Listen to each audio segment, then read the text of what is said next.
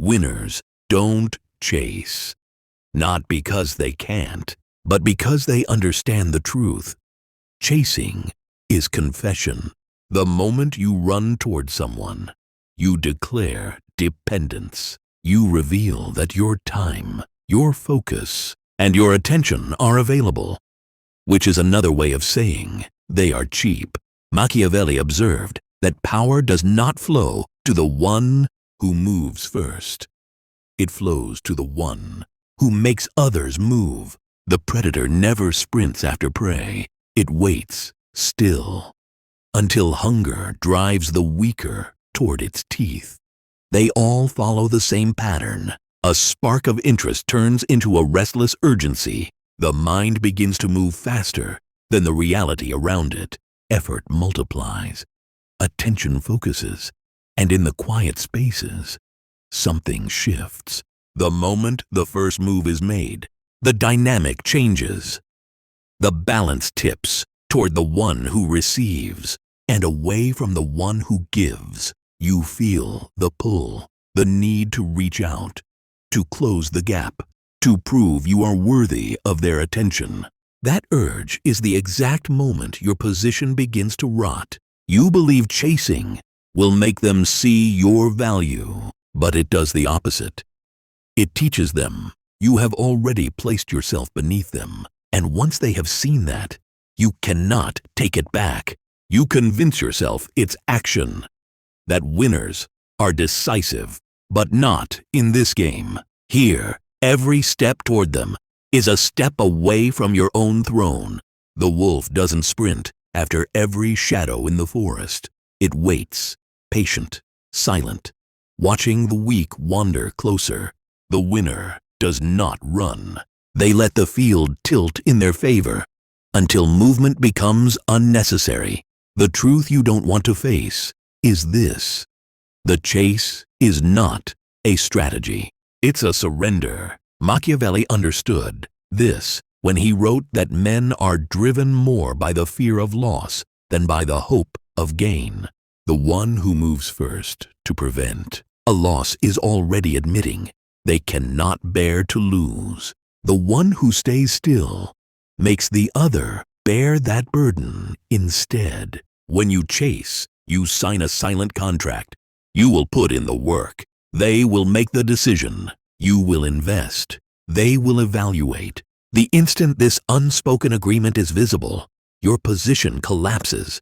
They may not say it aloud, but they know they have the power to keep you waiting, and they will use it. You tell yourself you're being bold, but what you're really doing is showing your hand. In the power game, exposure is weakness. The less they know of your intentions, the more they have to imagine them. The more they imagine, the more they are drawn. Every unanswered question is a hook. Every absence is an invitation to step closer. This is why the winners withdraw before the hunt even begins. They don't put themselves in the position of a supplicant. They make others approach them. They create a psychological field where attention is not freely given, where presence must be earned. The more effort someone invests in reaching you, the more deeply they will value you when they get there. That's the reversal. You've never been taught that the most powerful form of pursuit is to do nothing, to stand so still that the other person starts moving without even realizing why. It's not passivity, it's engineering. It's turning the ground under their feet until they find themselves walking toward you of their own accord. And here's the part most people will never understand. In power, movement is rarely progress. The appearance of action is often the mask of desperation. Winners hold their ground, not because they are lazy, but because they know the value of the throne. A king does not run to greet his subjects. He lets them climb the stairs to stand before him. Withdraw, hold the line, force them to make the first move, and the second, and the third. Let silence and absence work in your favor. Every step they take toward you is proof that the balance has shifted, and by the time they realize they're the one chasing, it will already be too late. In every hierarchy, the first to move is the first to lose ground. The act of advancing, even with the intention to gain, signals an imbalance. It reveals desire, and in power, desire is a tell, a signal that can be exploited. What begins as a small step forward often becomes a silent step down. You feel the pressure to close the distance. You think a single gesture, a message, a reach will pull them closer, but it doesn't. Every step toward them becomes a step away from yourself. In the instant you move, you shift the center of gravity away from you and into their hands. They become the one in demand. You become the one in wait. The mistake is believing that pursuit creates closeness. It does not. It creates distance. The one being chased feels their value inflate, even if they don't deserve it. The one doing the chasing fades into the background, reduced to a shadow that follows. In their mind, the equation is simple. If you are moving toward them, you must be worth less than they are. You tell yourself it's harmless to make the first move. But in the power game, it's not harmless. It's costly. By moving first, you hand over the most valuable thing you possess, the control of the unknown. The moment they see your intentions, they gain the ability to manipulate them. Machiavelli understood this when he observed that the less men know of your designs, the more they will imagine them. The less they imagine, the less they care. Your movements are currency. The more you spend, the less you have. And attention works the same way. People rarely value what they didn't have to earn. Attention that costs them nothing is attention they waste without hesitation. Winners understand this arithmetic. They raise their value not by giving more, but by making others spend their movement, their effort, their time.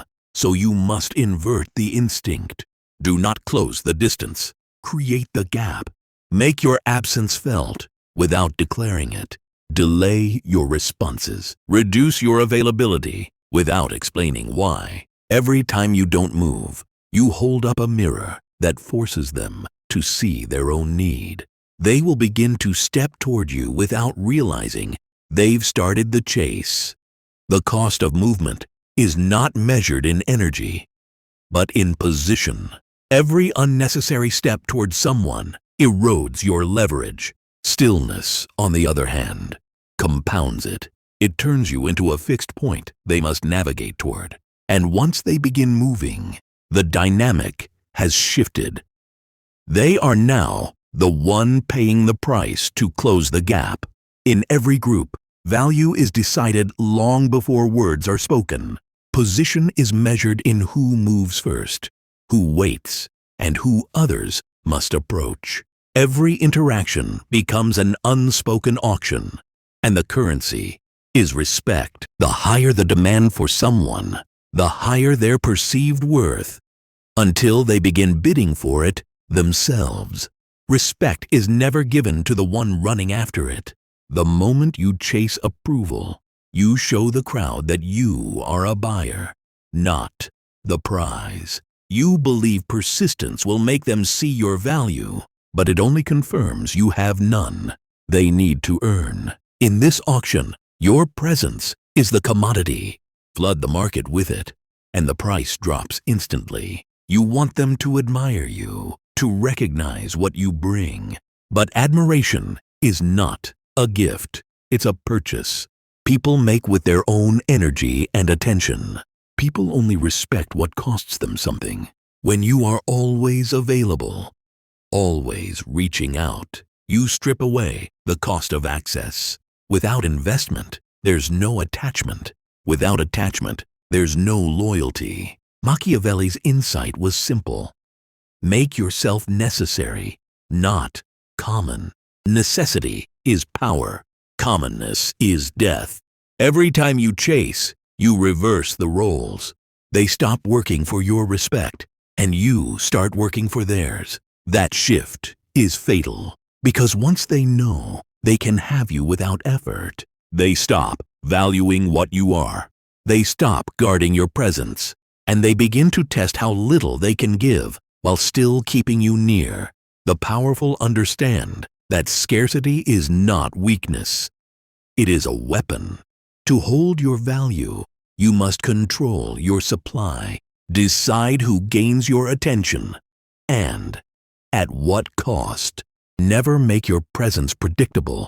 In professional life, this means delivering value only when it aligns with your own objectives, not theirs. In personal life, it means stepping back while their hunger for you is still growing, leaving them chasing the taste they haven't yet had enough of. This is calculated supply control, not avoidance, not withdrawal, but the deliberate creation of effort. Every moment you hold back forces them to bid higher, to spend more of themselves, to keep you. And the higher the price they pay, the more they will defend the value they believe they've won. Respect is not built in the moments you give. It's built in the moments you withhold. When they must reach for you, when they must work to keep you, you become more than an option. You become a necessity. And necessity, once established, is almost impossible to displace. Desire is rarely born in the presence of abundance. It grows in the shadow of distance, in the space between what is seen and what is imagined. The more someone can grasp, the less they will crave. The more they must guess, the deeper the hunger will take root. The strongest chains are forged from someone else's hunger, and you can only forge those chains if you resist the urge to feed them too soon. You think giving more of yourself will make them hold on tighter. It won't. It will make them relax their grip, because once they believe they know you completely, there's nothing left for their mind to pursue. You don't win people by flooding them with presence. You win them by starving them of certainty. The unknown is magnetic in a way that the known can never be. People will fill in the gaps you leave with fantasies that are more flattering, more dangerous, and more compelling than reality. Machiavelli understood the art of letting others' imagination do the work, because what the mind creates on its own, it will defend fiercely against losing.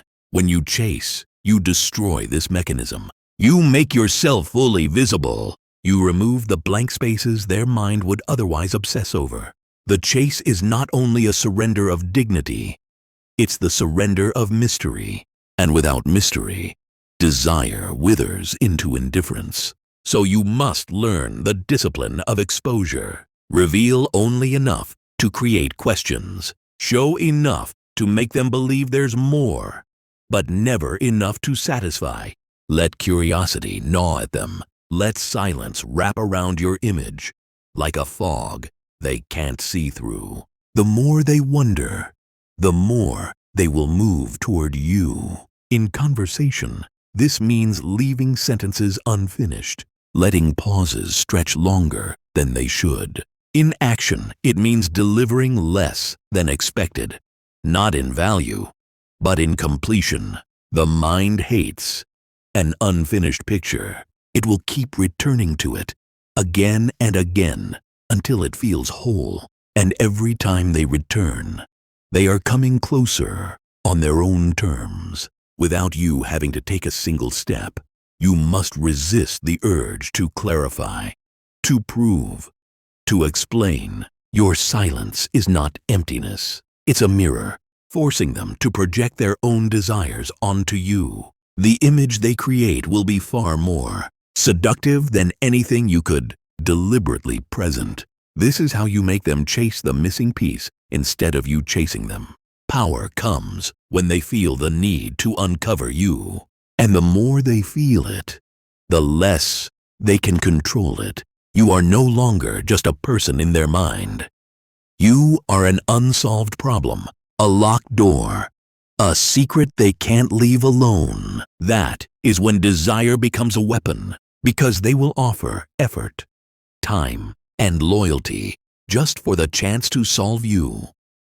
If you want chains that hold, do not build them from your own need. Build them from theirs.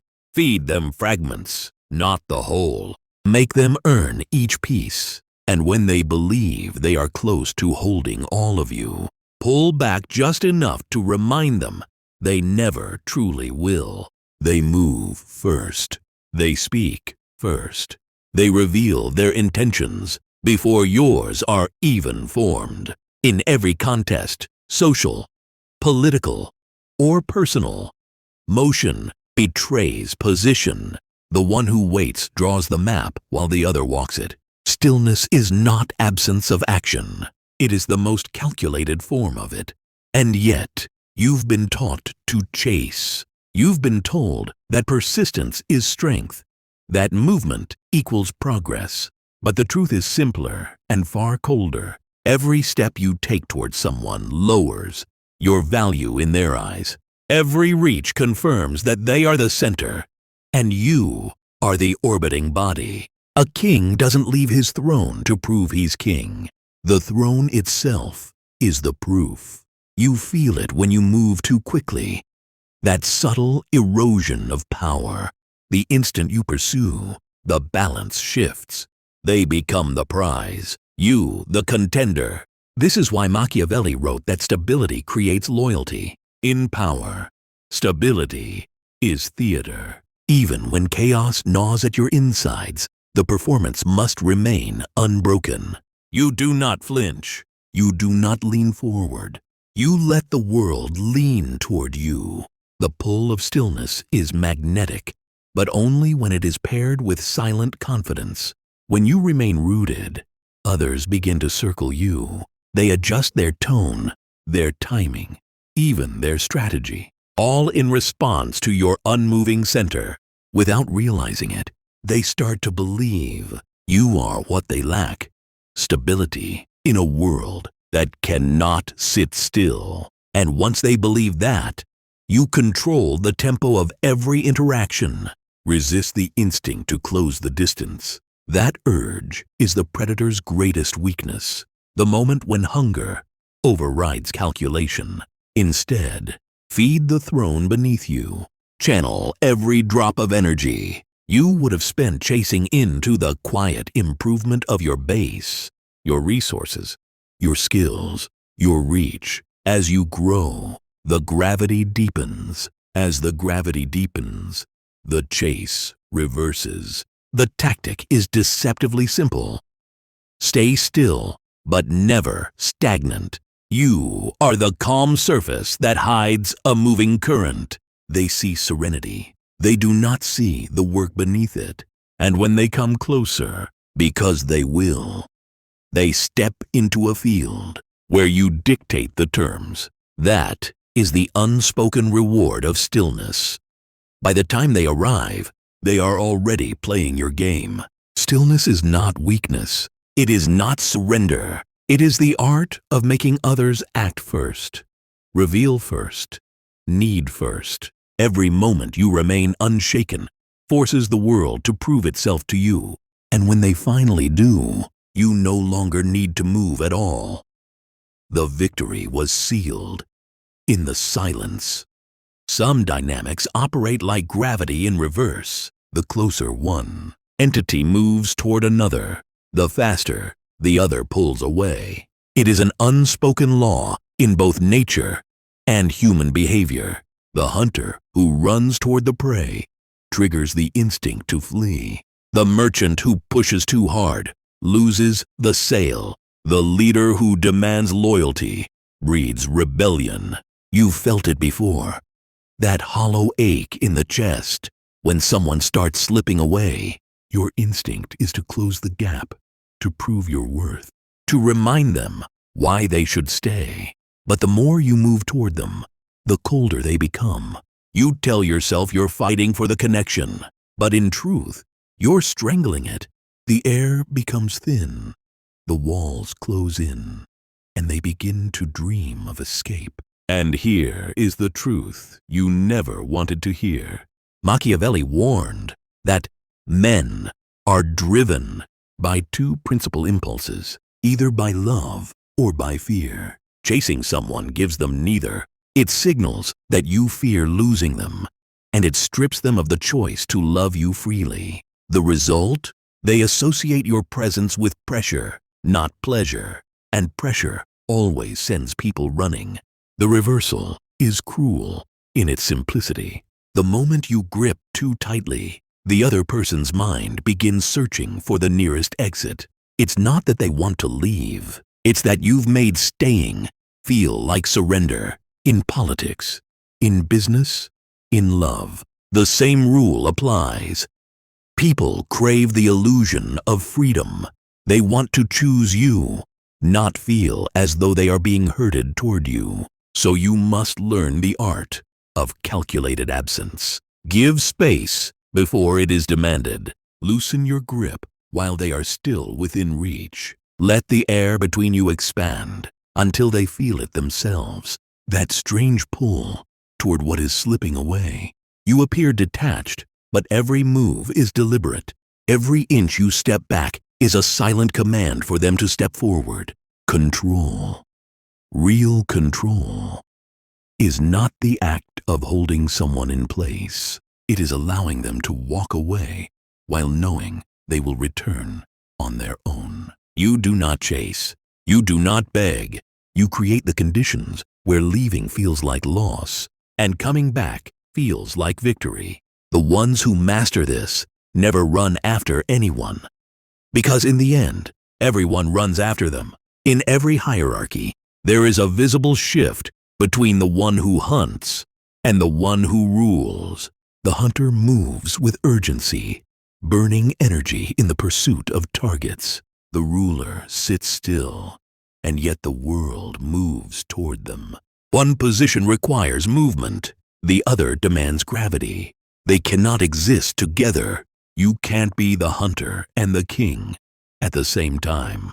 The moment you start chasing, you lower yourself to the level of the pursued. You telegraph need, and need is the scent of weakness. The man who leaves his throne to pursue a single prize risks the stability of the entire kingdom, and once others see you run, they remember it. The truth is simple. Chasing scatters your power. It dilutes your presence. Every step you take toward someone is a step away from the fortress you should be fortifying. A king does not abandon the palace to pursue a wandering ally or shadow, an enemy in the dark. He strengthens the gates until they come knocking, uncertain whether they will be welcomed or destroyed. As Machiavelli observed, it is better to be feared than loved. If you cannot be both, that fear is built not through pursuit, but through stillness. The kind of stillness that forces others to move around you. Your instinct will fight this. It will tell you that action means control, that movement means progress. But movement without leverage is nothing but noise. You must train yourself to let opportunities pass, to remain seated when others expect you to rise. This is not laziness. It is the discipline of position. When you are the throne, silence is not absence. It is dominance. Every refusal to chase reinforces your value because only the desperate pursue. This shift is not cosmetic. It is an identity change. You stop being the seeker and become the prize. When people want you, they cross deserts and storms to reach you. They bend their own schedules to yours. They speak your name with caution, knowing your attention is costly. But this only works if your presence carries weight. Without substance, stillness becomes irrelevance. Your task is to make your absence feel like loss and your presence feel like privilege. Building this throne requires more than comfort. It requires an unshakable base. You refine your network until each connection strengthens your position.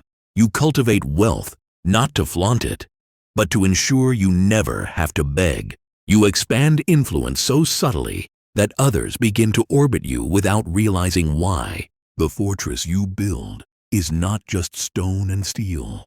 It is reputation, scarcity, and unspoken threat. Once you understand this, the act of chasing becomes not just unnecessary, but beneath you. A king who hunts becomes a commoner with a crown. Your strength lies in making others prove themselves worthy of your time, your alliance, your recognition. Those who hesitate to approach you were never meant to stand beside you. Those who dare will arrive already softened by the journey, already shaped by the distance you allowed to exist between you. And when they finally arrive, you are not grateful. You are measured.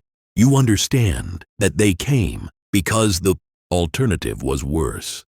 Because the cost of not having you outweighed the cost of crawling to your gate. This is the final truth of the throne. The highest power is not taken through pursuit, but given through submission.